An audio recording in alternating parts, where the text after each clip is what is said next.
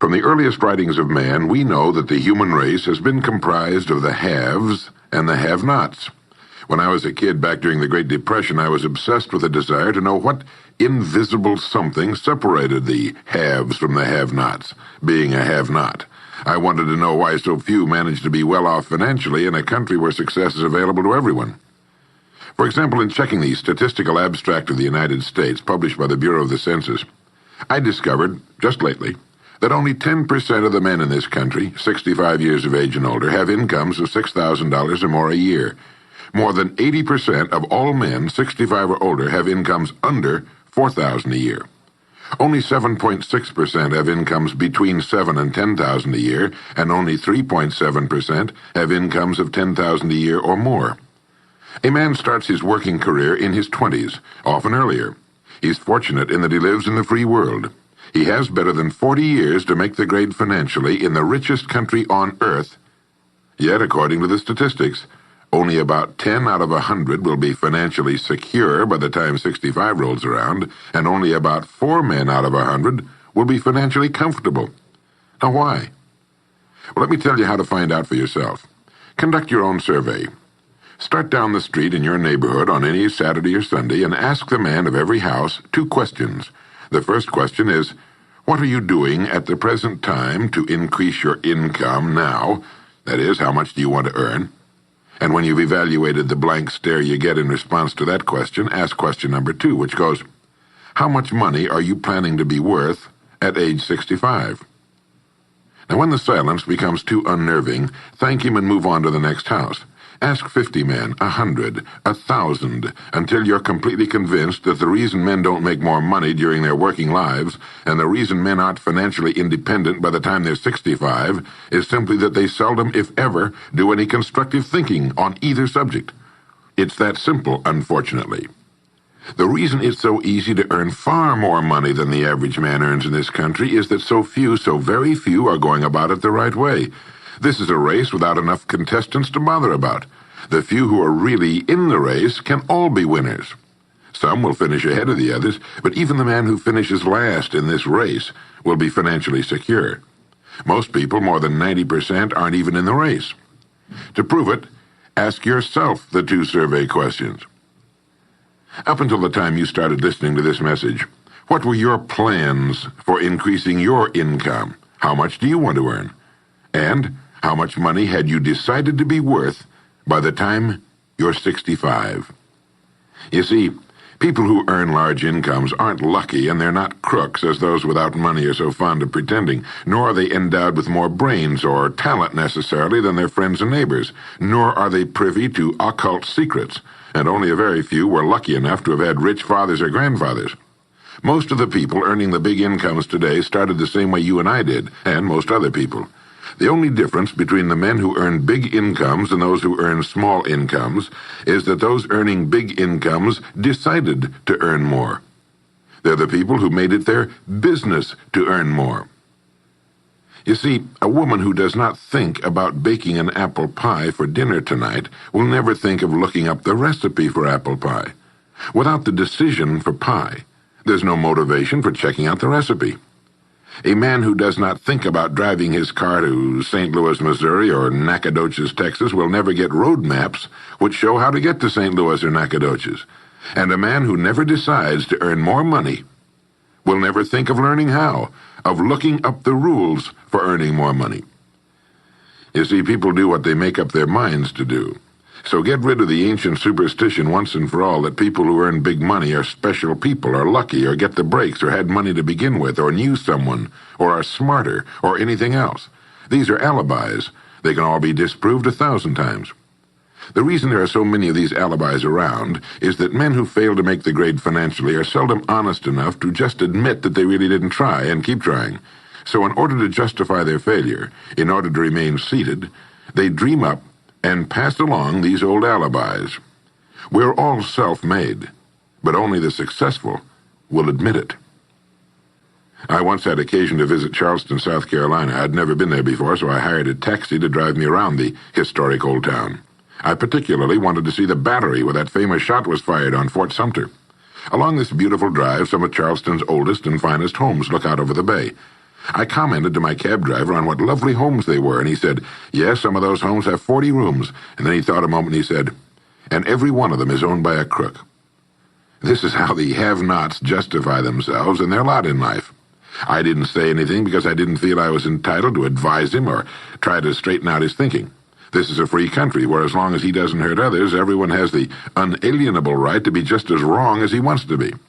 As Thomas R. Lounsbury, the American scholar and educator, put it, we must view with profound respect the infinite capacity of the human mind to resist the inroads of useful knowledge.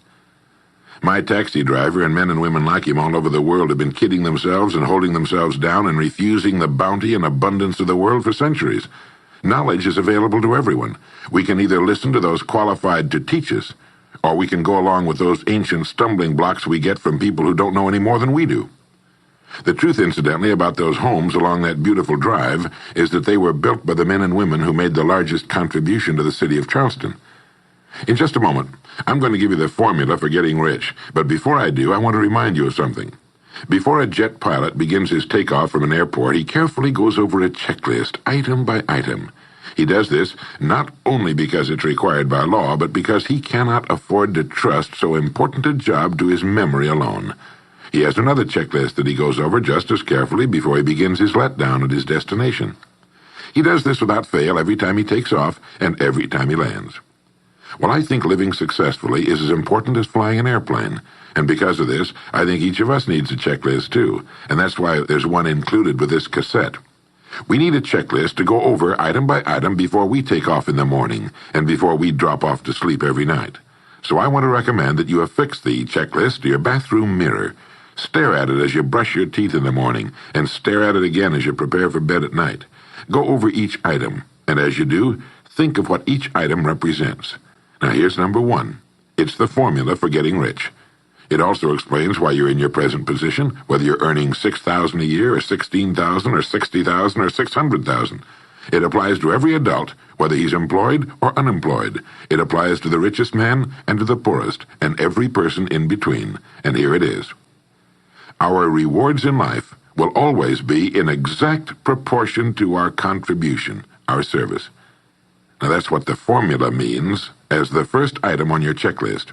Memorize it. Our rewards in life will always be in exact proportion to our contribution, our service. Listen to it, think about it until you know it emotionally as well as intellectually.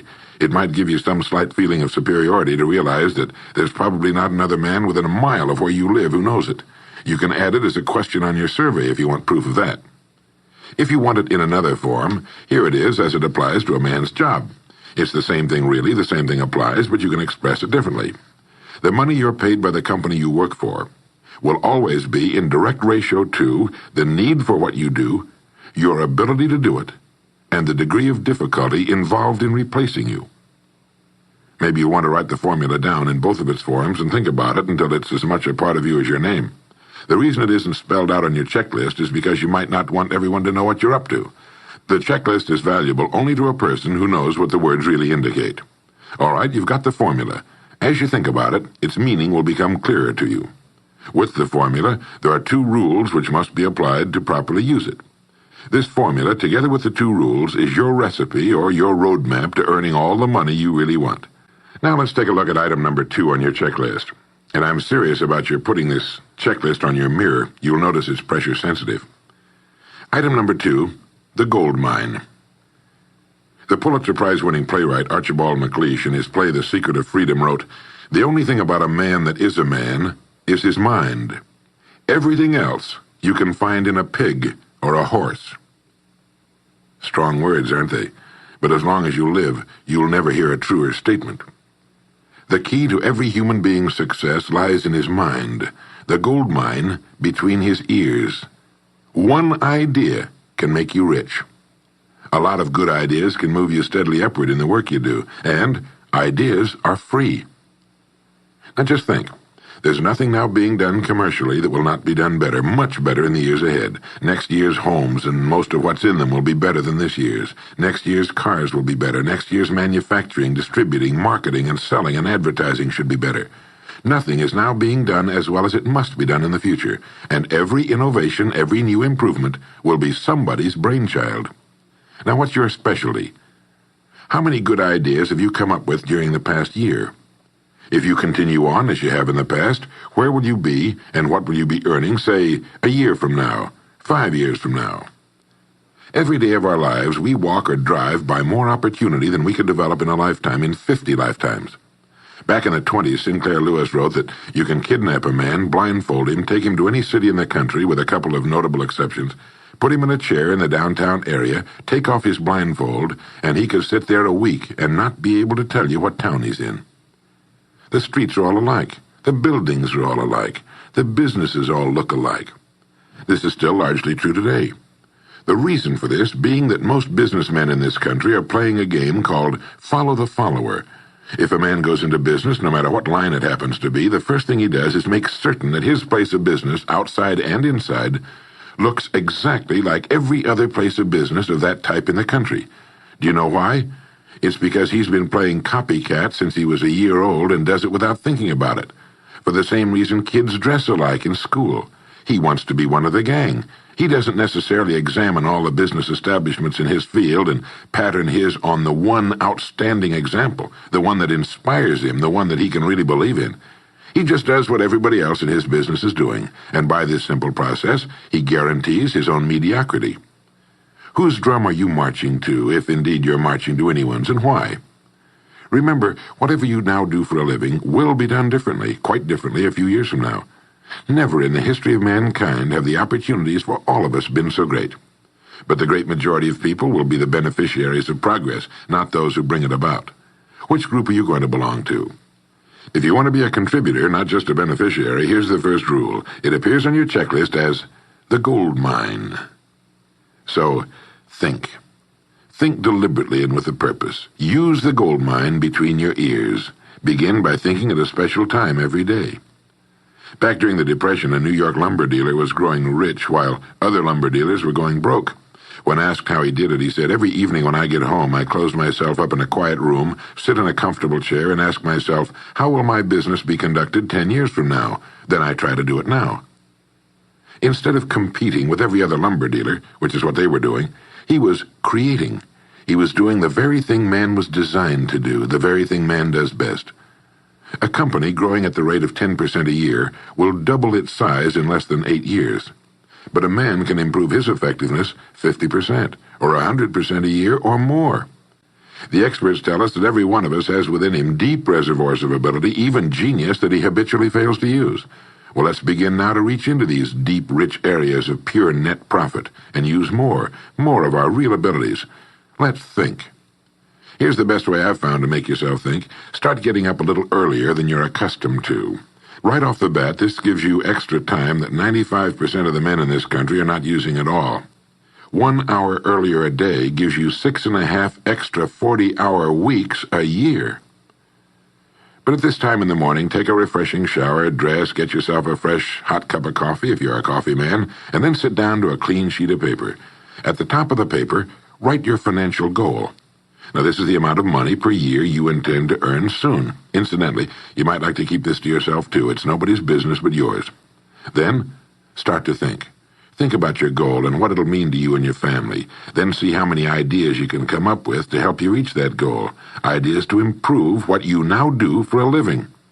Ways of increasing your contribution to match your income goal. You know, jobs don't have futures. People do. No matter what line of work you may be in, there is within it more than enough opportunity to last a lifetime. You don't have to think of brand new ideas or revolutionary new ways of doing things, although you well might come up with some. Think of ways of improving what is now being done. If you are to increase your income by the amount you've specified, you must find ways of increasing your contribution, your service. And the key to this is to be found in your mind, in that gold mine between your ears. Try for 5 ideas every morning and write them down, and save those sheets of paper in a special idea file. Many, perhaps most of your ideas will be worthless, but some of them will be very good. A few will be excellent, and every once in a while you will come up with something really outstanding. You see, 5 ideas a day is 25 a week if you don't think on weekends. Now that's more than 1,000 ideas a year. One idea can get you to that income you're shooting for. The law of averages swings so far in your favor you just can't miss. Try to develop a sense of expectancy. That is, try to hold the feeling that the goal you're shooting for is a sure thing, and that it's only a matter of time before it's realized. You know, Henry Ford didn't start making cars until he was 45. A friend of mine started a new company at 65. He's still going strong, and his new company has sales of better than $300 million a year. It's almost never too late. Try not to think of things outside of your own line of work or whatever it is you're most interested in. To think well and profitably, you must discipline your thinking. Keep it on course, controlled, keep it in one field, specialize. Now for the final item on your checklist. It appears as the word. And the word is attitude. Attitude has been called the most important word in the language. William James put it this way. He said, "The greatest discovery of my generation is that human beings can alter their lives by altering their attitudes of mind." Now, this is something to think about. Can alter their lives by altering their attitudes of mind. It's another way of saying we become what we think about. Look at it this way. Your total environment, if you've been an adult for any appreciable period of time, your total environment is a reflection of you as a person. The house and the neighborhood in which you live, the car you drive, the clothes you wear, the job you do, the people with whom you regularly associate. Your total environment is an exact and merciless mirror of you as a human being. Now, if you feel your environment can stand some improvement, you have only to improve your attitude, and your world will gradually change to reflect the changing person. Here's how to change your attitude. Beginning now, begin to act as would the person you most want to become. Now that is, if you were already in possession of the goal you're shooting for, how would you conduct yourself in all of your affairs? Well, do it now, and tomorrow, and the next day. Begin now to act the part of the person you most want to become, and you'll end by becoming that person. Subtly, in little ways, in the way you dress, in the way you talk, in the unfailing courtesy you show to every person with whom you come in contact, begin to act the part of the person who has already achieved that which you're shooting for. The German philosopher Goethe gave us the secret when he said, before you can do something, you must first be something. When you behave like the person you most want to become, the things that person would have will tend to come to you. It's simply cause and effect. Don't be in too big a hurry. It takes longer to build a skyscraper than a chicken coop. Build slowly, steadily, and well. Then when you make it, you'll keep it. You'll stay on top. Always be suspicious of the so-called get-rich-quick scheme or sudden success. Never forget that word, attitude. It's your attitude toward the people with whom you come in contact that will determine their attitudes toward you. The person with the great attitude toward life and the world is the person other people call lucky. He's not lucky. He's just using our old friend cause and effect. His causes are excellent, and his effects have to be just as good. Well, that's it. 3 things to remember. 3 things to practice every day. If you spent 16 hours a day, 7 days a week, practicing your golf swing, in a relatively short time, you'd have a grooved, beautiful swing like the pros. So practice your new attitude every day, every waking hour. Practice thinking a few minutes every morning, and you'll find yourself thinking all day long. And remember the formula. Our rewards in life will always be in exact proportion to our contribution, our service. Go over the ideas in this message every day until they're as much a part of you as your name and your temporary address. You'll notice that each time you listen, you'll hear something new. You'll get a new idea you failed to get before. This is Earl Nightingale, and thank you.